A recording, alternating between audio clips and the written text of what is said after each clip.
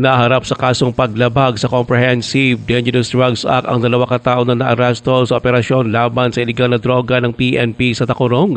Kinilala ng Tacurong PNP ang mga suspek na isang 31 anyos na taga-poblasyon Tacurong at 37 anyos na taga-poblasyon Dato din Sinswat, Maguindanao del Sur, parehong mga housekeeper. Sila ay nahuli sa Barangay Greenio, Tacurong. Ito ay matapos magbenta ng isang sachet na umano'y shabu sa pulis na nagkunwaring buyer. Nakumpiska pa ng mga pulis sa mga suspek ang dalawang mga sachet ng suspected shabu na nagkakahalaga ng higit 170,000 pesos. Nabawi rin ng mga pulis ang 1,000 pesos marked money. Ang dalawang drug courier ay nakumpiska din ng PNP ng drug paraphernalia.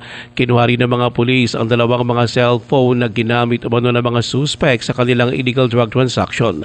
Ayon pa kay Sultan Kudarat PNP Provincial Director Colonel Bernard Lau, ang pag-aresto sa mga suspek ay resulta ng pinalakas na intelligence operation ng PNP laban sa mga sindikato ng illegal na droga.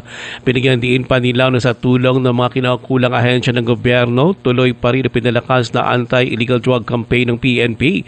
Ito ayon kay Lau ay upang matiyak ang kaligtasan at kapakanan ng mga mamamayan ng Sultan Kudarat. Ruel Usano, NDBC Bida Balita.